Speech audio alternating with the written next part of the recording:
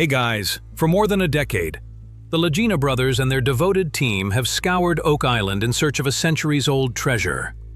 Following tantalizing clues, legends, and painstaking excavation.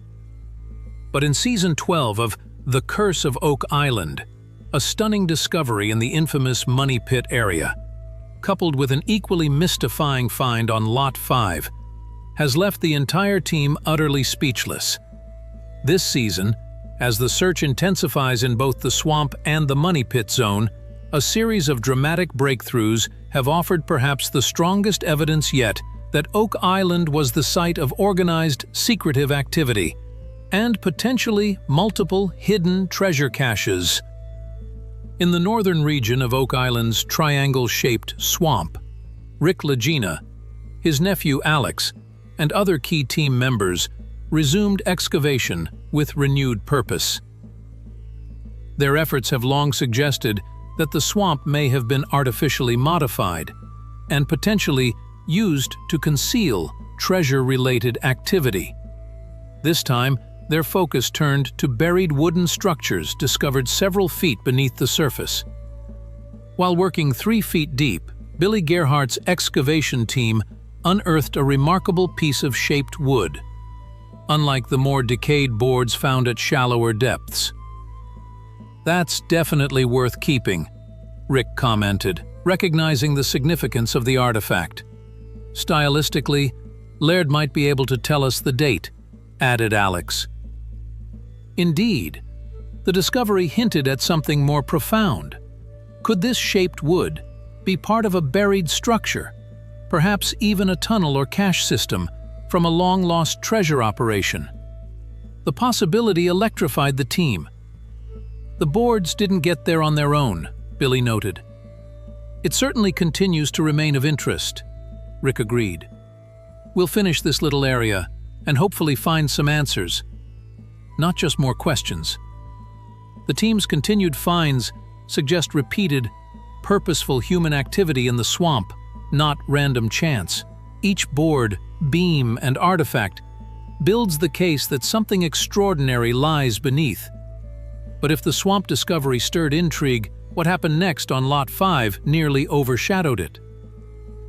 Jack Begley joined archaeologist Fiona Steele and assistant Todd Langseth to explore a round, rock-lined feature near the shoreline. The structure has fascinated the team for years, not only due to its precision, but also because previous soil tests revealed material identical to that found 100 feet below in the Money Pit. This season, the dig continued with a focused goal: determine whether this structure might have been an entranceway, a hiding place, or a staging ground connected to the original depositors. Their efforts paid off in a big way. Fiona uncovered what appeared to be a small metal hinge, possibly from a box or chest. "It wouldn't have been for a front door," Fiona mused. "Could be a... Is that a diamond?" While combing through the soil around the hinge, Fiona uncovered a sparkling object. Jack Begley's reaction was immediate. "Wow! Is that a diamond?" What they held was a cut-glass, gem-like object, shimmering in the light, with an intricate star pattern on the back. Whether gemstone or glass, the object clearly wasn't natural. It had been crafted and likely valued highly by whoever owned it. "That's a piece of treasure, Todd," Jack said in awe. "It might have popped off of some jewelry, a ring or a necklace maybe."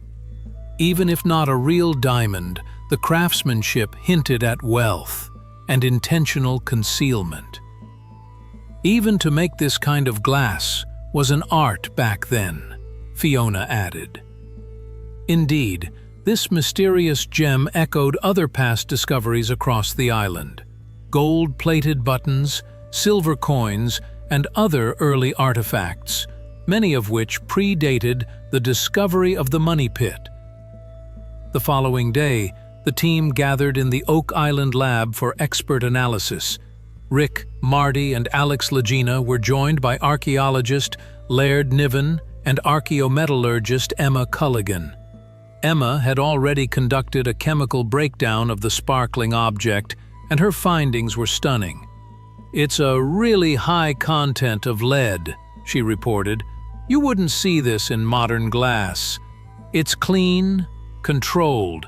I've never seen that before." Laird followed with another bombshell. "It's what we call paste. Flint glass with high lead content, ground up and pressed into a mold. This would be France, early 18th century." They weren't looking at just a decorative bauble. This was a piece of strass paste, a type of artificial gemstone invented in France around 1734 by jeweler Georg Friedrich Strass. Worn by French high society, these simulated diamonds were nearly indistinguishable from the real thing, and often reserved for the wealthy and powerful. "That underscores that somebody of importance was there," Marty concluded. "Somebody with wealth." But the story doesn't end with the gem. With the hinge, the gem, the mortar and soil samples all pointing to 18th century activity, the team began to draw new connections between Lot 5 and the money pit.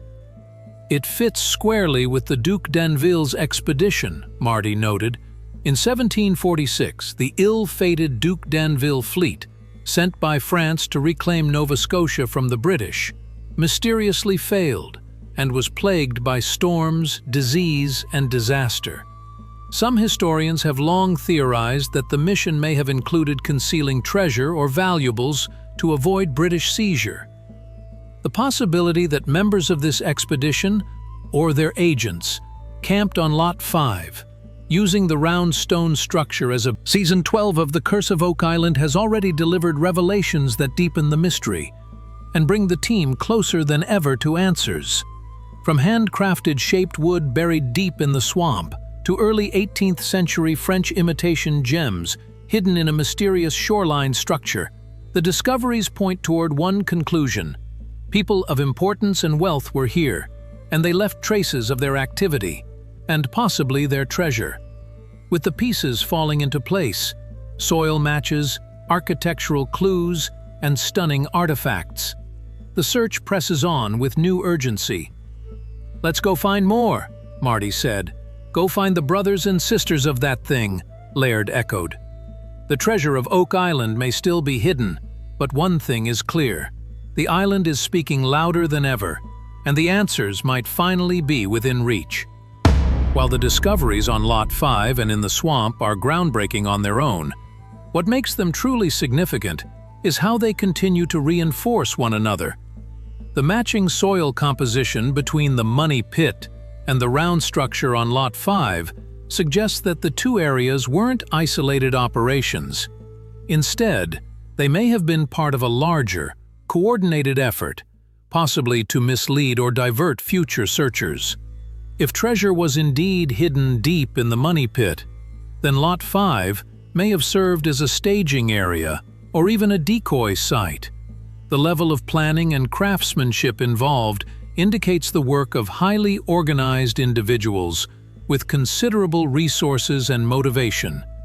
The presence of the French-made paste gem supports a compelling theory that connects Oak Island not only to secret treasure deposits, but also to known historical expeditions. The Duc d'Anville connection is becoming more than just a theory. The dates align, the location matches, and now a French imitation gemstone, a high society item, was found in a remote, carefully built stone structure in Nova Scotia. What was such an item doing there, unless it had been brought by someone of status, perhaps a French officer or aristocrat connected to the ill-fated naval campaign? This theory gains even more strength when considering the history of other finds on Oak Island. In previous seasons, coins, buttons, and even tools dating back to the 14th and 15th centuries were discovered. Some of these artifacts were traced to regions of Europe, including Spain and France. When combined with the newest finds, a clearer picture emerges. Oak Island was visited, possibly repeatedly, by Europeans well before the official discovery of the money pit in the late 1700s. These visitors weren't just passing through. They were digging, constructing, concealing, and leaving clues behind. The shaped wooden artifact from the swamp, for instance, doesn't appear to be driftwood or refuse. It was clearly fashioned for a purpose and buried deliberately. The preservation of the wood at that depth is notable as well, suggesting it may have been sealed off from the elements, perhaps as part of an underground feature. Could it have been a supporting piece for a tunnel or vault? Or maybe even part of a trap system, as theorized in previous seasons. Whatever its function, its discovery at a depth of 3 feet adds weight to the idea that the swamp itself may be hiding far more than nature ever intended. With each new find, the stakes grow higher. The team is no longer simply following whispers of pirate gold or Masonic rituals. They're tracing real, tangible evidence, material culture that suggests wealth, intention, and history colliding beneath the soil of Oak Island. And while they've often said that even if no treasure is found, the story itself is worth discovering, these latest developments hint that both the story and the treasure may yet be uncovered in the same breath. It's a rare moment in a decades-long search when hope is not just alive, but grounded in science and physical proof.